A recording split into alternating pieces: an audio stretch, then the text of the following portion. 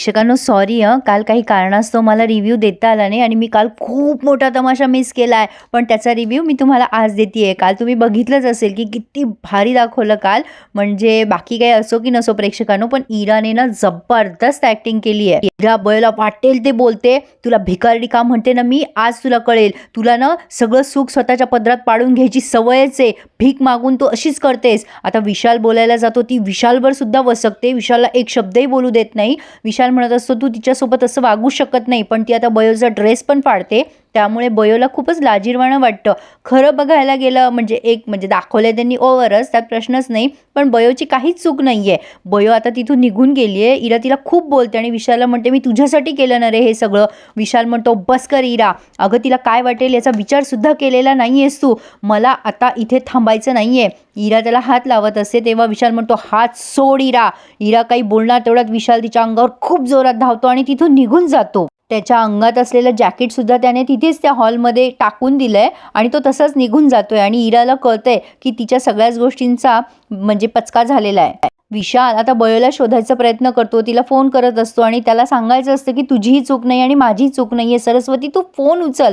पण इरा मात्र त्याच्या मागोमाग येते आणि त्याला म्हणत असते विशाल ऐक ना रे, माझं काय चुकलंय, मी तुझ्यावर प्रेम करते, ही माझी चूक आहे का, प्लीज बोल ना रे माझ्याशी. पण विशाल तिचा हात झटकतो आणि निघून जाते. ही आरडाओरडा करत असते की मी तुझ्यावर प्रेम करते, एवढाच माझा काय तो गुन्हा आहे का, बोल ना विशाल माझ्याशी. पण आता तो विशाल काहीच बोलत नाही आणि विशालला बयो न सापडता बरोबर इराला सापडली आहे. आणि तिथे तिने बरोबर रस्त्यात बयोला गाठले आणि राहिलेली पूर्ण सगळी भडास बयोवर काढली आहे.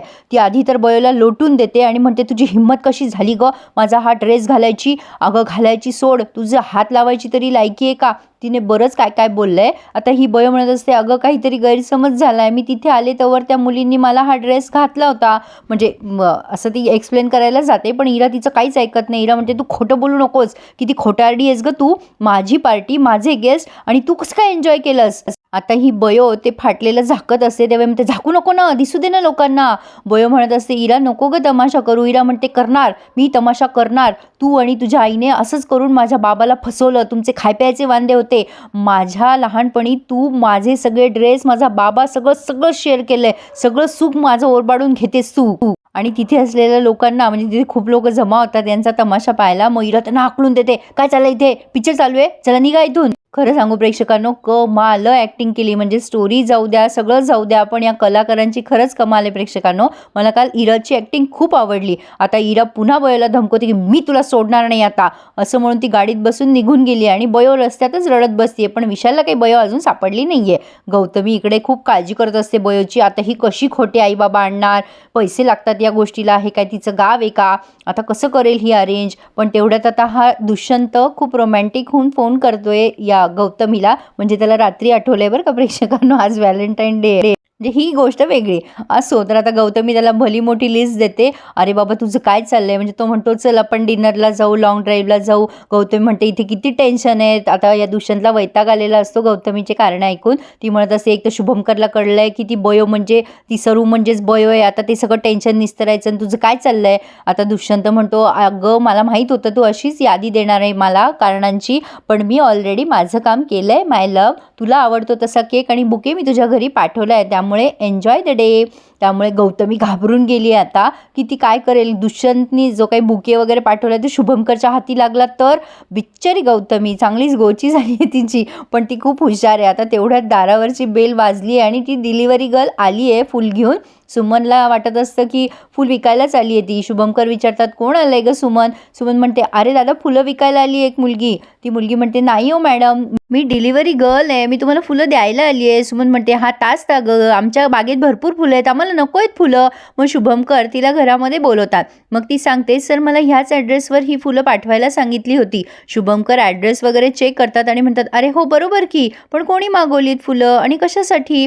आता गौतमी बरोबर वेळेवर येऊन पोहोचते तिथे आणि घाबरते. आधी तर गौतमी अगदी हुशारीने शुभमकरला न कळता तो टॅग आपोआप हळूच काढून घेते, म्हणजे त्यावरती dear Gautami I love you from Dushyant असं लिहिलेलं असतं बहुतेक, आणि ती तो टॅग काढते आणि लपवून टाकते हातामध्ये आणि म्हणते, अरे तुम्हाला सांगितलं होतं ना मी फोन करून या, तुम्ही असेच करतात. ती मुलगी म्हणते, नाही हो मॅडम, तुम्ही कुठे असं सांगितलं होतं आम्हाला. मग गौतमी म्हणते, अरे अच्छा, नाही सांगितलं का, राहून गेलं असेल. अरे शुभंकर, मीच मागवली होती फुलं. आता ती त्या मुलीला म्हणते, बरं ठीक आहे, थँक्यू हं तुम्ही पाठवलं त्याबद्दल. ती मुलगी म्हणते, मॅडम केकसुद्धा आहे. तेव्हा गौतमी म्हणते, हो हो हो, ठीक आहे ठीक आहे. आता शुभंकर विचारतात, काय गं, कशासाठी मागवलं हे, का कोणी पाठवलं आहे आपल्याला. गौतमी घाबरते पण म्हणते, अरे असं काय करतो शुभंकर, आज व्हॅलेंटाईन डे आहे ना, मी तुझ्यासाठी मागितलं हे सगळं, तुला आठवत नाही का, आपण किती छान सेलिब्रेट करायचो हे सगळं आधी. शुभंकर म्हणतात, हे सगळं मला आवडत नाही, तुला माहिती आहे, तूच सेलिब्रेट करायची. माझा या एका दिवसाच्या प्रेमावर अजिबात विश्वास नाही आहे गौतमी, खरंच हे तूच मागवलंयस ना. शुभंकरला जरा डाऊट येतोय, पण गौतमी म्हणते, अरे असं काय करतो शुभू, ऑफकोर्स मी मागवलंय. आता इरा हे सगळं बघते आणि अजून तिचं डोकं उठतं. गौतमी म्हणते, अगं ये ना इरा, तुझ्या आवडीचा केक मागवलाय. इरा म्हणते, मला नको, तूच खा. आता असं म्हणून निघून गेली आहे ती. शुभंकर म्हणतात, पण गौतमी हे सगळं खरंच करायची गरज होती का. गौतमी म्हणते, अरे असं काय करतो शुभू, आज व्हॅलेंटाईन डे आहे ना, आणि मला माहिती आहे तुला हे सगळं केक वगैरे आवडतं, चल ना आपण केक कापूयात. आता गौतमी तिथे बसून केक कापायला घेते, पण आता बिचारी सुमन पण आहे तिथे, तिलाही भरवावा की नाही केक. आता शुभंकर म्हणतात, खरंच गौतमी याची काही गरज नाही आहे. तर आता ही म्हणते, अरे असं कसं, आणि मग तिने केक कट करून शुभंकरला भरवलाय. पण एवढी ती सुमन तिथे उभी होती तरी तिला बिचारीला एक घास सुद्धा दिलेला नाहीये. असो, पण आता शुभंकर इराची जरा काळजी करताय की इरा अशी का निघून गेली असेल. गौतमी म्हणते, अरे तुला तिचा स्वभाव माहिती आहे ना, रिक्षावाल्याशी भांडण झालं तरी तिचा मूड खराब होतो. पण आता बयो टेन्शनमध्ये एका ठिकाणी बसली आहे रस्त्यात, म्हणजे रस्त्याने सामसूम आहे आणि बयो रस्त्यात बसली अशा पद्धतीने. तर आता तिचं प्रतिमन आलं बयोला, तिच्यासमोर बयोच दिसते आणि ती बयो तिला सांगते की काय गं बयो, तुला कळतंय का, आपण एखाद्या माणसासाठी कधी आणि कशासाठी हे सगळं करतो, त्याचा सहवास आपल्याला आवडू लागतो आणि आपल्याला तो हवासा वाटतो, त्याच्यासाठी आपण वाटेल ते करायला तयार होतो. तू प्रेमात पडली आहे विशाल सरांच्या. पण बयो म्हणते, नाही नाही, मी प्रेम वगैरे करूच शकत नाही. तेव्हा ही दुसरी बयो म्हणते, अगं प्रेम काय तुला विचारून होणार आहे का, ते आपोआप होत असतं. तर प्रेक्षकांनो, पूर्ण रिव्ह्यूमध्ये आज भारतीताई दाखवल्यात त्यांनी.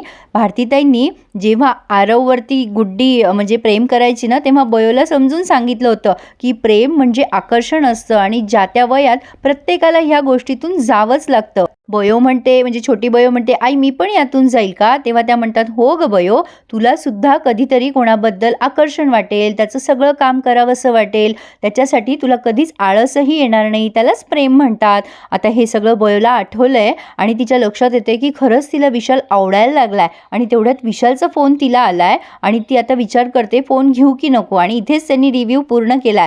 काय वाटतं तुम्हाला प्रेक्षकांनो, आपली त्यागमूर्ती बयो तिचं प्रेम खरंच कबूल करेल का विशालवर. पण आता ते पुढे बघूयात. पण आता गौतमी पुन्हा, म्हणजे इथेच त्यांनी रिव्ह्यू पूर्ण केलाय. गौतमी गेली आहे बयोकडे धमकवायला की तुझी ओळख तू सांगायची नाही आहे शुभंकरला, सांगितली तर याद राख. तर बयो ते सांगितल्याप्रमाणे शुभंकरला घेऊन जायला आली आहे तिच्या खोट्या आईबाबांकडे आणि तिला कोणाचा तरी फोन आला आहे, त्यामुळे काहीतरी गडबड झाली. प्रेक्षकांनो, बाकी काही असू द्या, पण खरंच कलाकारांची काम करायची कमाल आहे. किती छान काम केलं आहे आज इराने आणि बयोने सुद्धा. ॲक्टिंग खूप सुंदर केली आहे यांनी, खूपच कमाल दाखवला होता त्यांनी रिव्ह्यू. पण माझा नेमका मिस झाला, पण मिस न होता मी तुम्हाला आज उशिरा का होत नाही रिव्ह्यू दिलाय. आवडला असल्यास लाईक करा आणि कमेंट करायला देखील विसरू नका. आज खूप दिवसांनी भारतीताई मालिकेमध्ये दिसल्या, त्यामुळे छान वाटलं.